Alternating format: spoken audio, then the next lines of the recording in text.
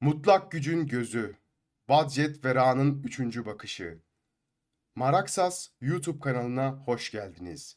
Daha önce Ra'nın yakıcı gözü Sekmet'i ve direnişin saklı gözü olan Kraliçenin Medusa'nın hikayesini anlatmıştık. Dilerseniz o hikayelere de göz atabilirsiniz. Bugün halkanın son aşamasına geliyoruz ve Ra'nın mistik üçüncü gözünü anlatıyoruz. Nazar boncuğunda saklı olan son bakışa geliyoruz. Hazırsanız başlayalım.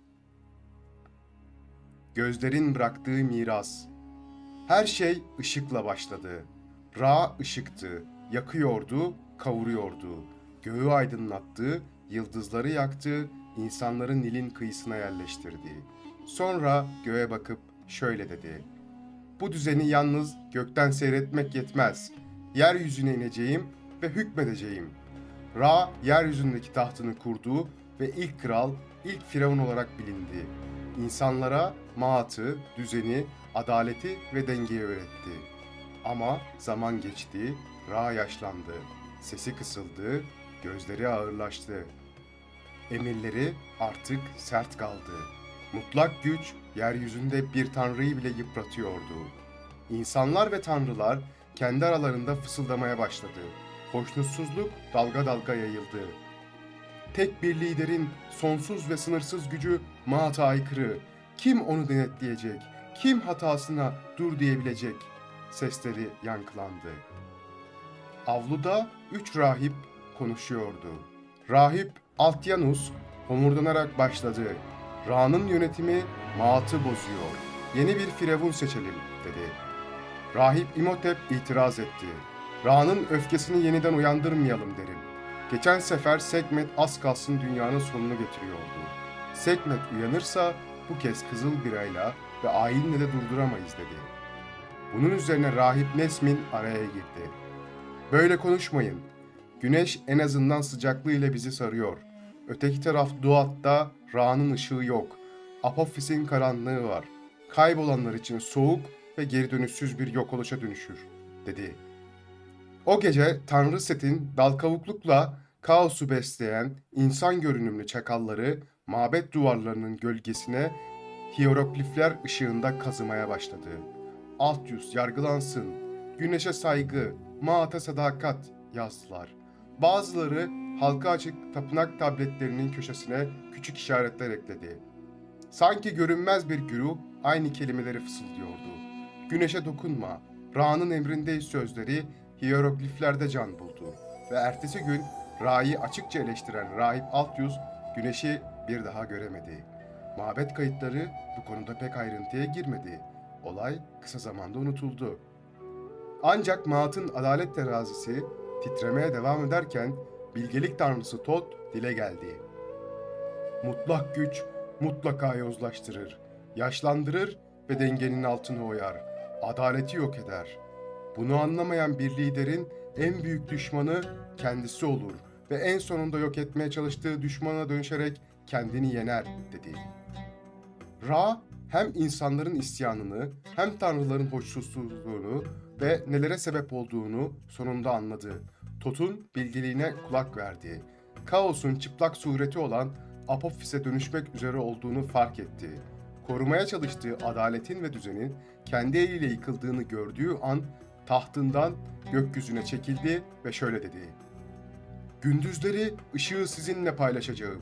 Geceleri ise kaosun baş düşmanı Apofis'le savaşacağım. Gündüzlerin düzenini ve iktidarını çocuklarıma ve torunlarıma bırakıyorum. Gökte ben, yerde halefim olacak.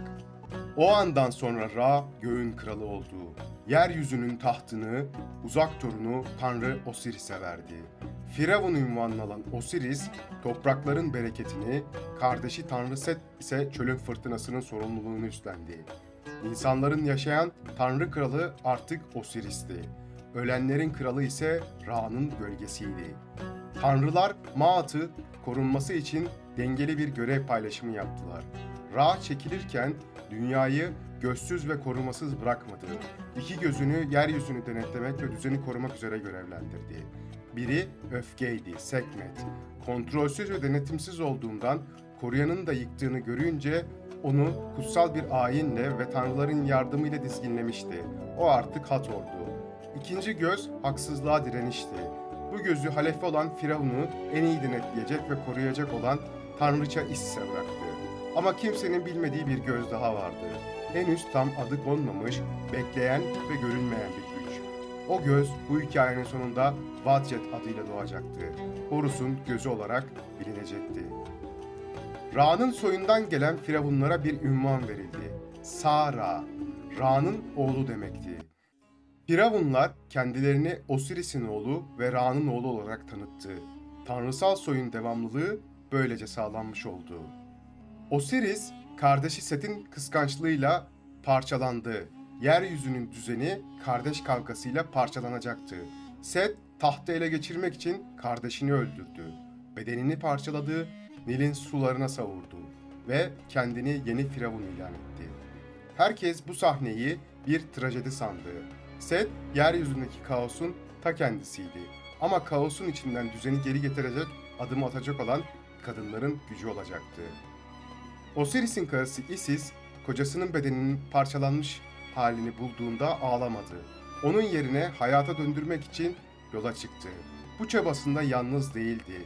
Set'in eşi Neptis de haklının yanında durdu. Kocasının zulmüne rağmen kardeşinin safına geçti. Kadınlar meşru firavunun yeniden tahta dönmesi için omuz omuza vermişti. Isis'in elleri kana bulandı, çamurla karıştı, Osiris'in etlerini uzun bir uğraşla tek tek birleştirdi. Her dikişte yemin etti. Bu kez yaşam ölümden korkmayacak. Bu ceset kalkacak, adalet de ayağa kalkacak. O an annelik, şefkat değil, eşin azmi her şeyin üzerindeydi. Isis ilk mumyayı yarattı. Kocası Osiris'i bandajlarla sardı. Nefes verdi. Dualar okudu. Osiris geri döndü. Isis'le bir gece daha paylaştı. O geceden bir çocuk doğdu.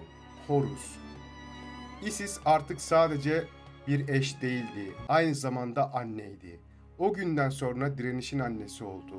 Ama mumya olan Osiris'in Duat'a, öteki aleme yolculuğu başlamak zorundaydı ve yeryüzünü terk etti. Artık yeryüzünün kralı değildi. Ölüler diyarının ilk kralı oldu. Ra'nın omzundaki bir yükü daha devralmış oldu. Bu bir yenilgi değil, yaşamla ölüm arasında kurulan bir köprüydü.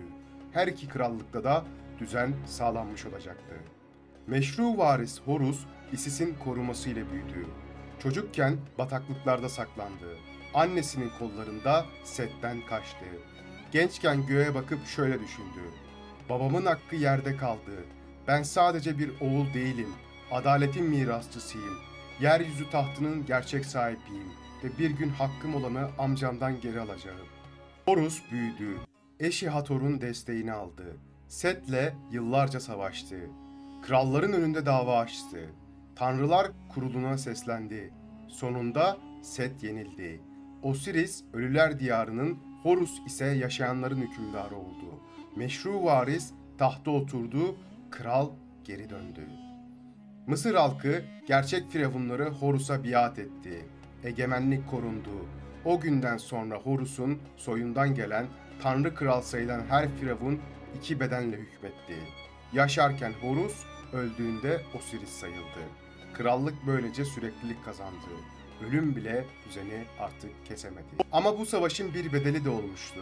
Set, Horus'un gözünü parçalamıştı. Bir savaşta Horus'un sol gözü yarıldı, gökyüzündeki ay eksildi, Nil'in yüzündeki ışıklar kırıldı. İnsanlar aya bakıp karanlığı gördüğü zaman Horus'un gözünün kaybolduğunu, her dolunayda da Horus'un gözünün yenilendiğine inanıyordu. Horus'un gözünden kan değil, ışık aktı. Görme yetisiyle birlikte umudu da zedelenmişti. İnsanlar artık mutlak dolunayı görmüyordu. Ayın yüzüne gölge düşmüştü. Anne Isis bunu kabul etmedi. Bu kez kocası için değil, oğlu için savaştı. Horus yaralı yatarken Isis sütünü sağdı. Bir kaba doldurdu, Nil'den aldığı suyla ve lotus çiçeğiyle karıştırdı. Lotus, çamurun içinden doğan saf çiçekti. Ölümden doğan hayatın sembolüydü. Isis, sütü ve lotus suyunu Horus'un dudaklarına sürdü. Yanında bilgelik tanrısı Tot duruyordu. Tot, kelimeleri ve büyüyü biliyordu. Gözün üstüne işaretler çizdi. formüller okudu, zamanı eğdi ve bilgisini Isis'le paylaştı. Isis ve Tot, Horus'un başında bir an sessiz kaldı. Sonra ikisi aynı anda elini uzattı. Biri süt döktü, diğeri bilgelik. O anda yaralı göz sadece iyileşmedi, adeta yeniden doğdu. Artık sadece göz yenilenmiyor, ayrıca yeni bir beden kazanıyordu. O artık sadece Horus'un bir organı değildi. Ra'nın gücüyle, Isis'in sütüyle, Tot'un bilgeliğiyle doğan bir tanrıçaydı. Ra'nın kızı olarak bilindi. Vatjet, dünyaya bakan, dünyayı hatırlayan, şifa taşıyan bir varlık oldu. İyileşmiş bir göz demekti. Parçalanmışlıktan doğan bütünlüktü. Ra'nın güneşle yakan gözü ve ayla serinleten ışığı iki kadında cismanileşmişti ve yeryüzüne denge gelmişti. Horus'un gözü doğmuştu. Ra'nın öfkeli gözü, Sekmet'in yumuşamış yüzü Hathor. Sevginin, müziğin, şarabın ve doğurganlığın tanrıçasıydı. Horus'un eşi ve yeni kraliçe olarak o da taç giydi. Hathor öfkesini bastırmamıştı ancak yönlendirmişti. Haklı öfkeyi adalete, haksız öfkeyi dansa, eğlenceye ve tutkuya çevirdi. Zamanla bu gözün mirası, kedilerin tanrıçası olan kızı Bast'a geçti. Kedilerin efendisi Bast, hem evin neşesini hem savaşın tırnaklarını temsil etti. Kediler evi nazardan, kıtlıktan, kemirgenlerden, uğursuzluktan korudu. Gerektiğinde tırnaklarını çıkardı, gerekmediğinde kucağa kıvrıldı. Böylece Ra'nın mirası gözler üçe bölündü. Torun soyundan gelen Isis'in merhameti ve direnişi, kızı Sekmet'in alevi, Hathor'dan Bast'a geçen haklı öfkesi, kızı Vatchet'in temsil ettiği yeniden doğuş ve şifası.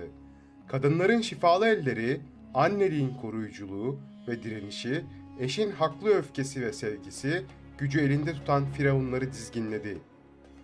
Ra gökyüzüne çekildiğinde dengenin korunması için denetim gücünü kadınlara bırakmıştı. Kadınlar bu vazifelerini unuttuğunda ya da ellerinden alındığında ise dünyaya kaos hakim oldu. Güç erkeğin mutlak kontrolünde yıkıma dönüştü. Ra'nın bile tam anlamıyla kontrol edemediği bu yıkımı durdurmak ancak kadınların bakışları ve çabasıyla mümkündü. Ancak insanlar bu bakışları taşlara, muskalara ve boncuklara hapsetti ve gerçek miras zamanla unutuldu. Sizce de dünyanın bugün Ra'nın gözlerine ihtiyacı yok mu? Bize sorarsanız ilahi kudret gökleri kontrol edebilir ama yeryüzünde gördüğümüz her şey kadının emeğiyle ve bakışıyla şekilleniyor. Korunması da onlara bağlı. Aksi halde yeryüzünde Set, göklerde Apophis galip gelecek. Umudun saklı olduğu kanaldan herkese sevgiler.